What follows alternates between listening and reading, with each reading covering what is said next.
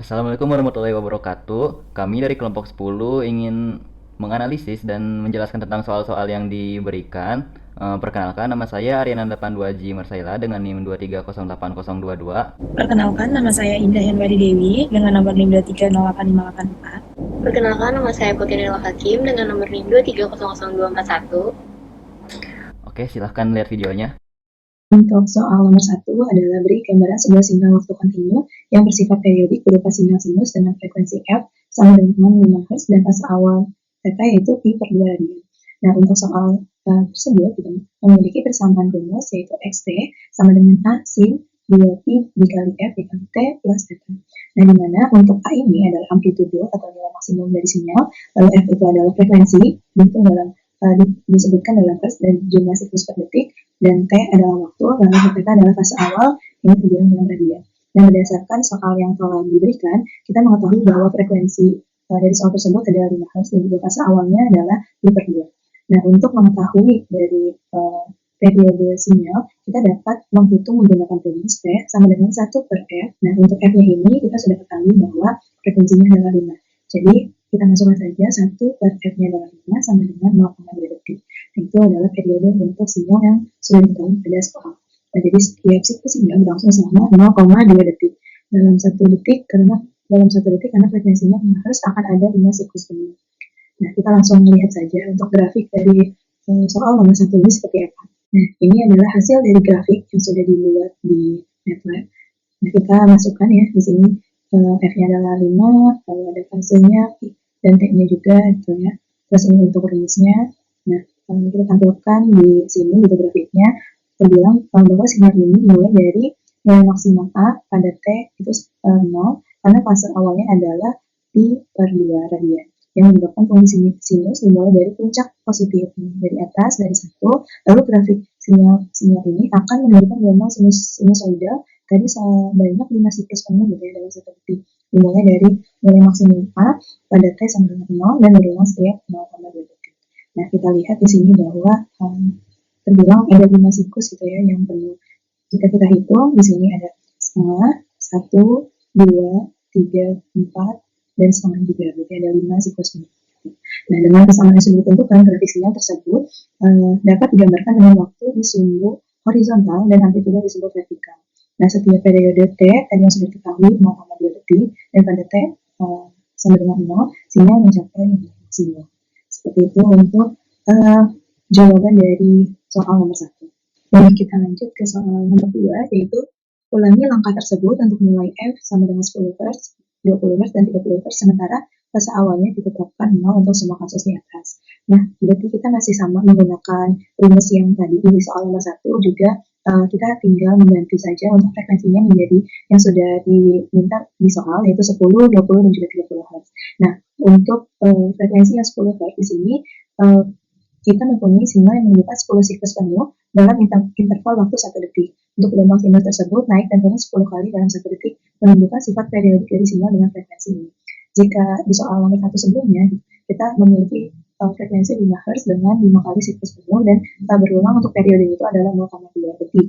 Nah, jika di soal pertama, di soal yang sudah diketahui di kedua dengan frekuensi 10 Hz, kita akan melihat 10 siklus dengan waktu 1 detik. Jadi diketahui bahwa 1 detik ini dari frekuensi yang sudah disebutkan. Itu jika melihat dari rumus sebelumnya bahwa untuk menentukan periode sendiri adalah 1 per F, jadi 1 per 10 sama dengan 1 detik gitu ya.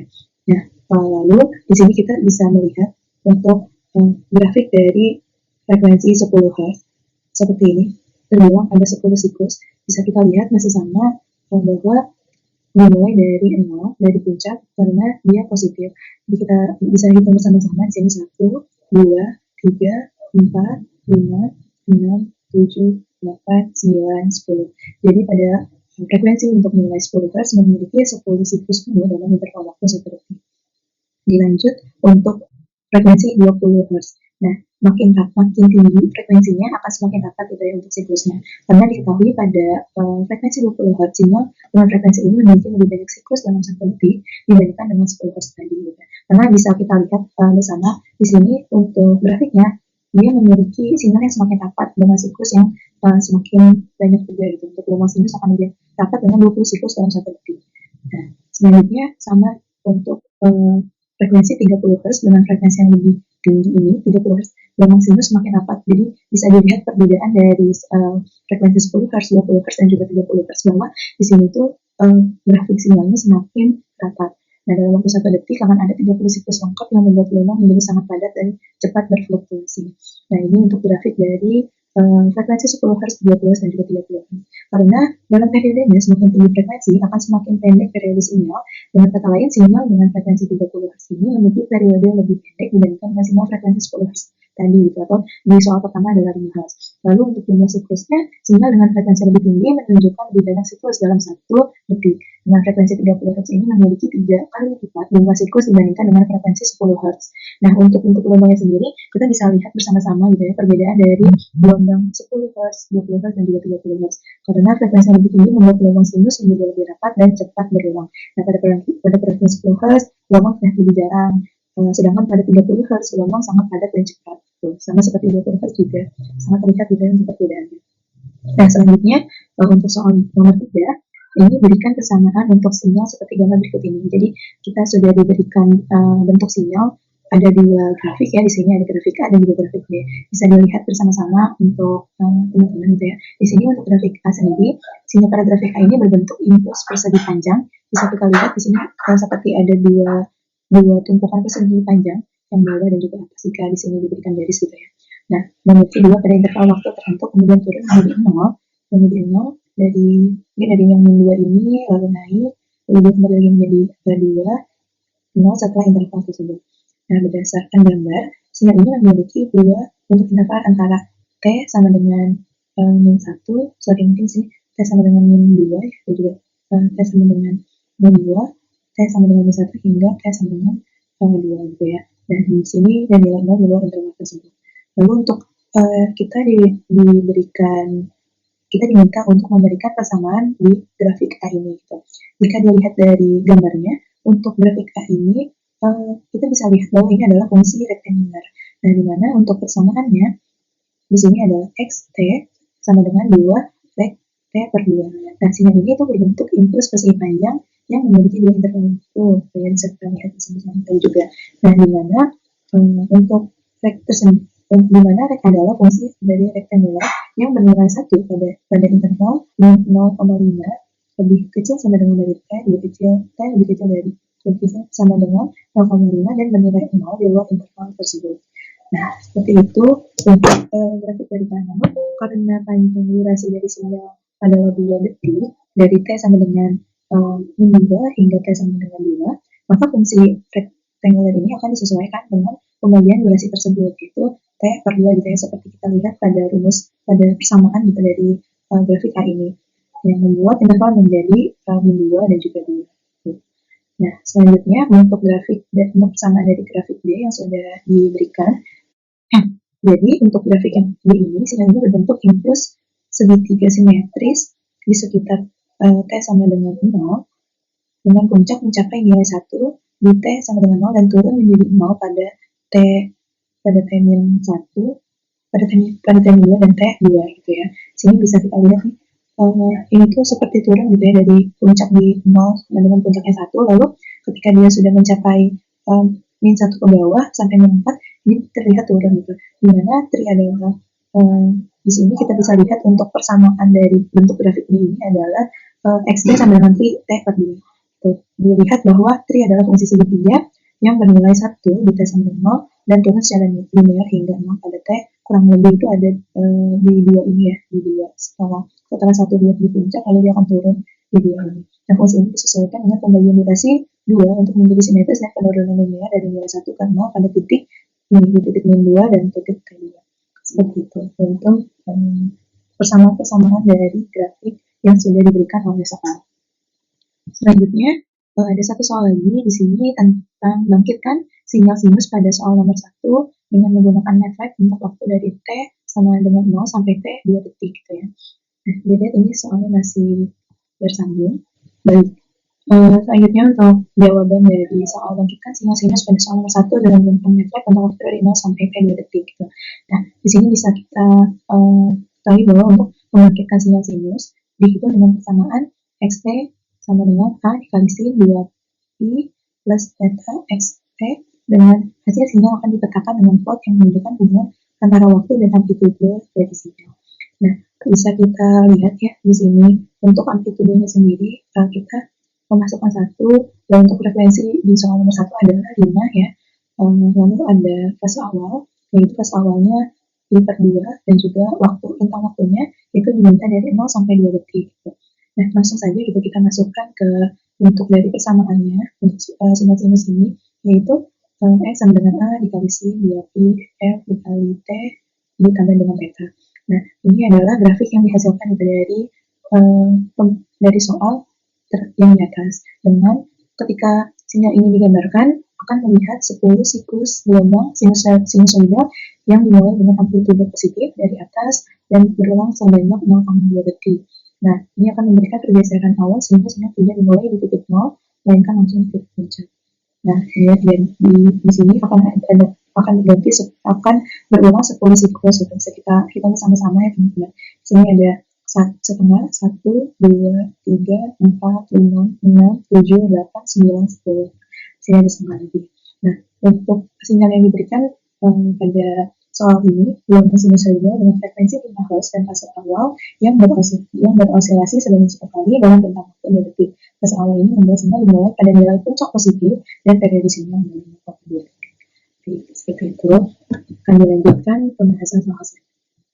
Pada soal kedua, kita diminta untuk menjumlahkan dua buah sinyal dengan sinyal pertamanya sin 8pi FCT dan sinyal keduanya sin 5pi FCT ditambah 0,5pi, di mana kita perlu mengubah persamaan sinyal kedua menjadi pi FCT yang diperoleh dari 10/5. Penjumlahan sinyal merupakan salah satu operasi dasar sinyal dengan menjumlahkan kedua buah sinyal yang memiliki karakter yang sama ataupun yang berbeda, seperti jumlah amplitudo, frekuensi, maupun fase sinyal. Parameter yang diperlukan diantaranya frekuensi pembawa atau Fc untuk kedua sinyal yang nilainya 10 Hz, vektor waktu selama 1 detik, dan nilai amplitudo 1. Kemudian, untuk menggambarkan sinyal pertama digunakan persamaan sinyal A dikali sin 8pi FCT. Artinya, sinyal pertama akan mempunyai bentuk gelombang yang jumlahnya 40 Hz, yang setiap periodenya berada di titik 0,025 detik sejauh 1 detik, dan mempunyai amplitudo tingginya 1 dan amplitudo rendahnya minus 1. Sinyal pertama ditampilkan pada subplot 311. Sinyal kedua digambarkan dengan persamaan sinyal 2 sama dengan A sin pi FCT dikali 0,5pi. Itu berarti sinyal dengan kuat sinyal di amplitudo tinggi 1 dan amplitudo rendahnya minus 1 membentuk sinyal sinusoidal yang memiliki osilasi sinyal yang lebih lambat, serta frekuensi efektif sinyal berkurang menjadi setengah dari frekuensi pembawa asli menjadi 5 Hz.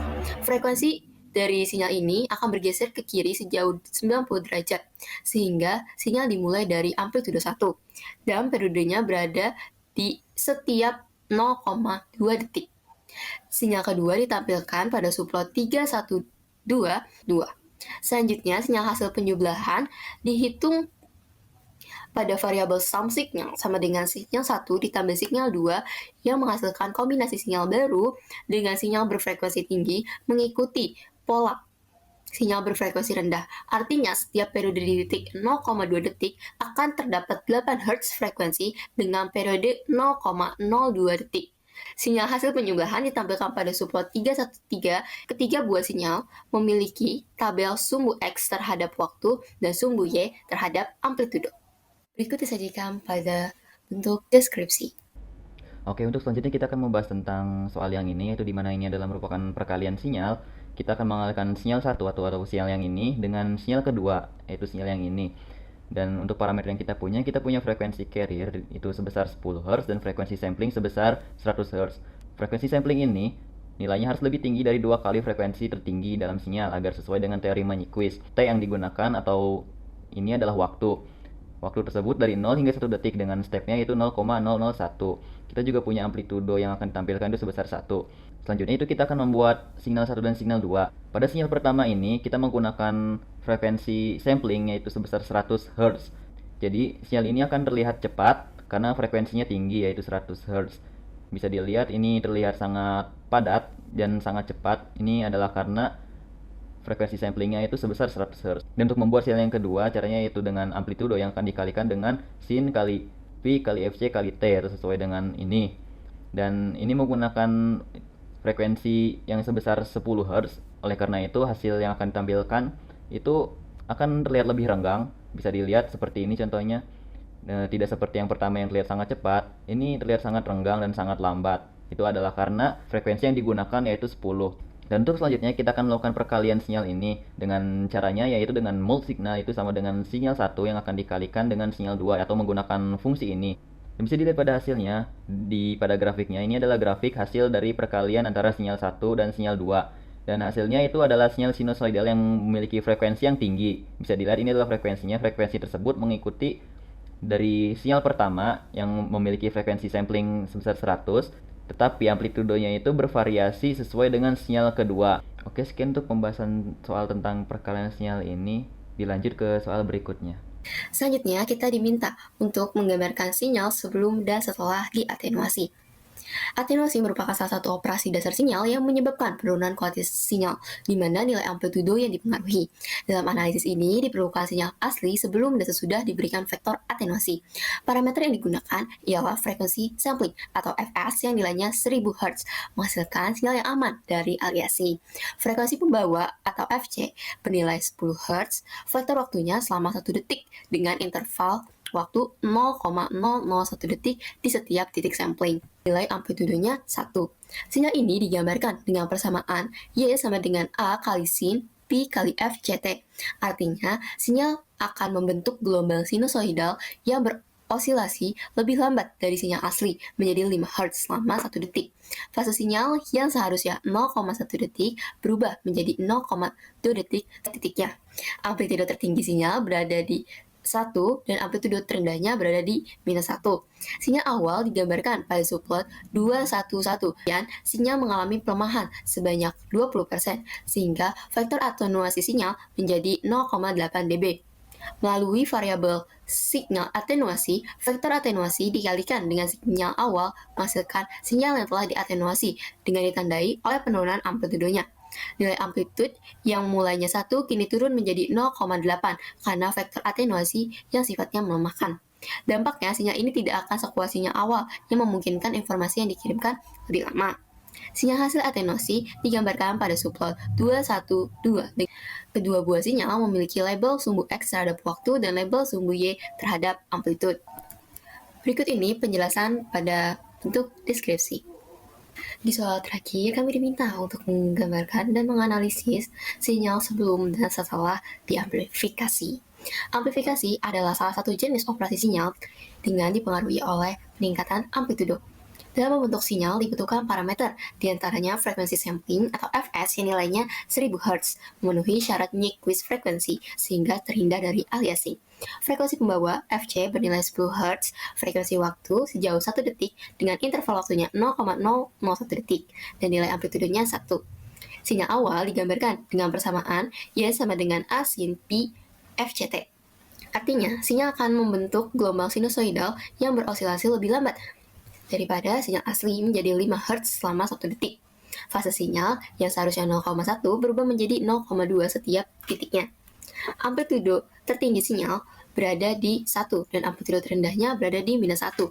Sinyal awal digambarkan pada subplot 211. Kemudian, sinyal mengalami penguatan sebesar 0,5 gain, sehingga vektor amplifikasinya menjadi 0,5 dB. Melalui variabel sinyal amplifikasi, vektor amplifikasi dikalikan dengan sinyal awal menghasilkan sinyal yang telah diamplifikasikan dengan ditandai oleh peningkatan amplitudonya. Perkalian yang digunakan adalah perkalian antar elemen. Nilai amplitudo yang mulainya 1 kini naik menjadi 2,5 karena vektor amplifikasi yang sifatnya menguatkan. Dampaknya, sinyal ini akan lebih kuat dari sinyal awal yang memungkinkan informasi yang dikirimkan lebih cepat. Sinyal hasil amplifikasi digambarkan pada subplot 212. Kedua buah sinyal memiliki label sumbu X terhadap waktu dan label sumbu Y terhadap amplitudo. Berikut disajikan pada bentuk deskripsi. Terima kasih sudah menonton video ini, semoga bermanfaat dan semoga dapat disimak dengan baik. Kurang lebihnya mohon maaf. Wassalamualaikum warahmatullahi wabarakatuh.